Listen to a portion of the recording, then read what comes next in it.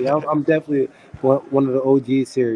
I've been here for a while, so it's kind of cool to be able to give you know some of my experiences to the young guys and guide them through whatever situations they ask me.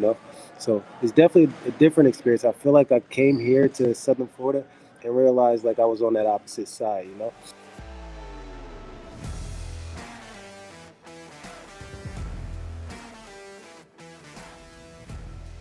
Enrique Barzola, man, this guy, he's making his debut for the promotion. Were you kind of surprised when they offered you his name?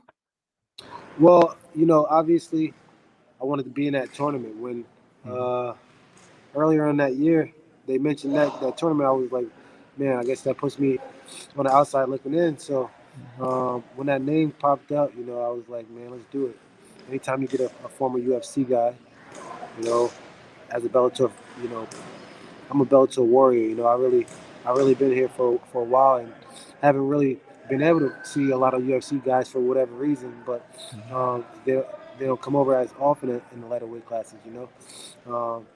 Just my time hadn't popped up, but now it's time. I finally get my hands on a guy who's in the UFC.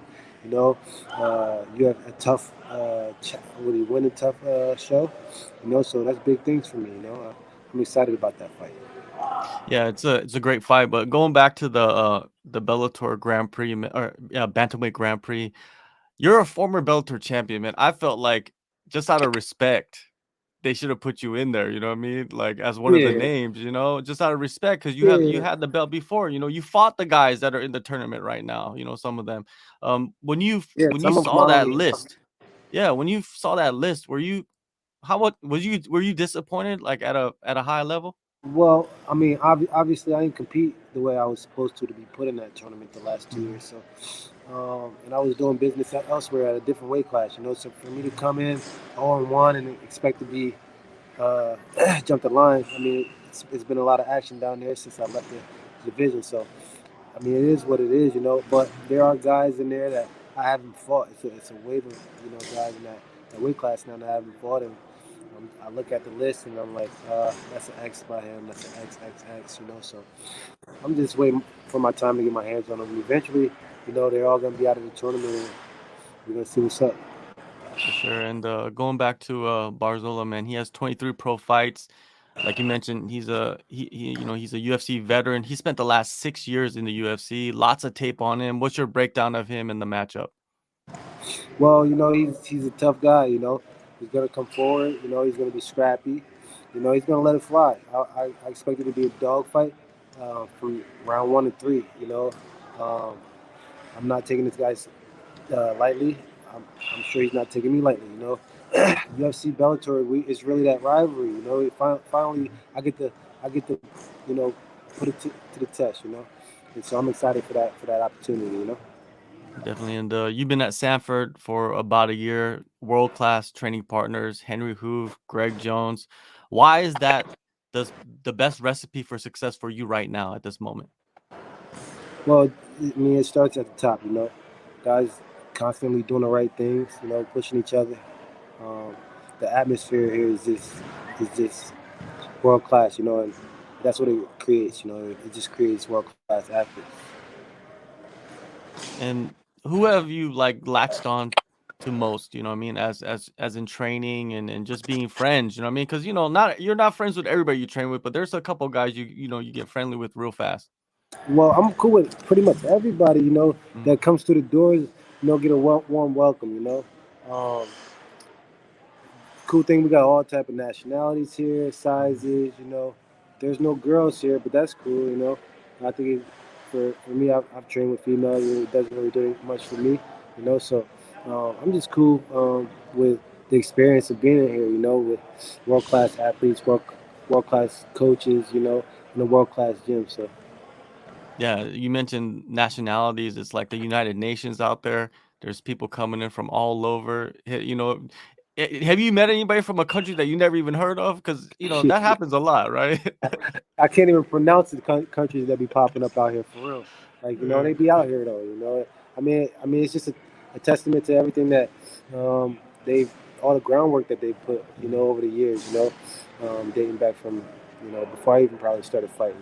So, um, I mean, I think this is perfect setup, perfect gym for me, um, and for anybody who's just trying to take their game to the next level. There really is some dogs in here just really want to see each other do good. So, in a sense, I mean, anybody who comes to those doors is, all right with me.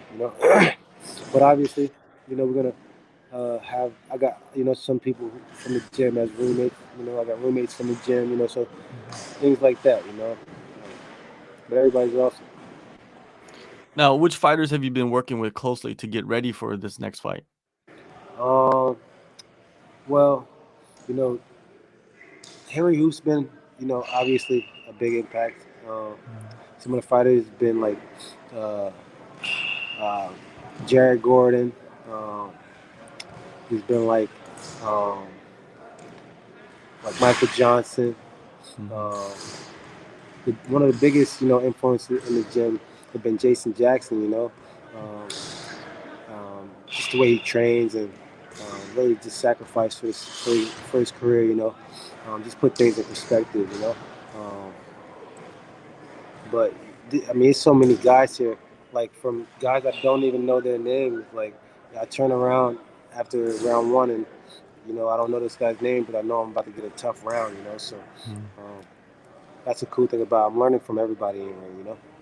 Yeah, for yourself, you've been around for a while. You've been at the top, and do you take a kind of like a senior role a little bit, or like an OG role at the Absolutely. gym? Yeah, I'm definitely one of the OGs here. I've been here for a while, so it's kind of cool to be able to give you know some of my experiences to the young guys and guide them through whatever situations they ask me.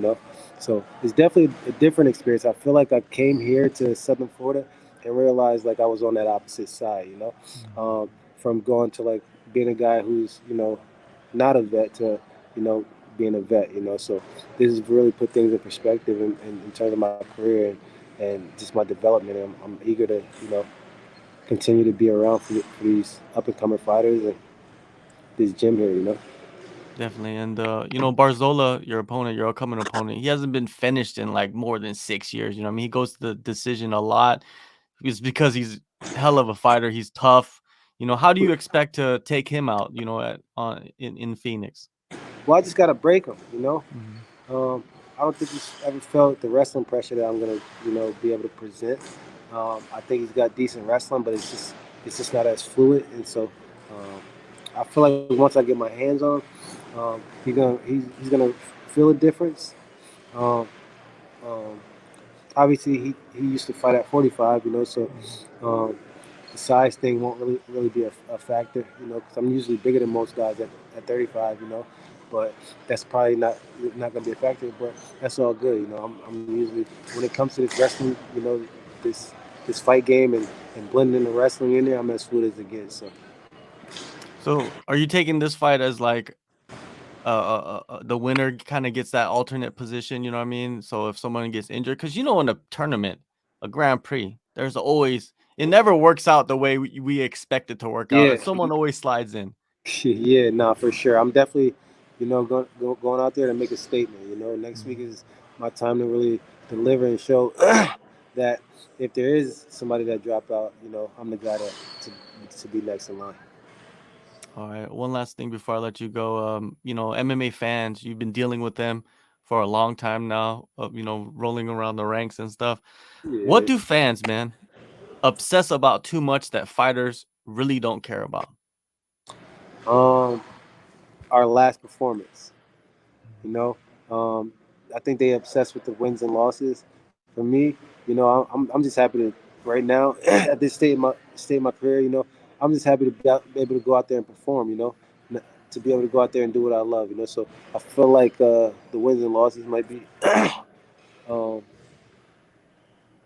pretty big when it comes to the fans, but I mean, my fans have always been dedicated and real with me. So if they feel like I'm not fighting to my potential, then they're gonna say it. They're gonna let me know.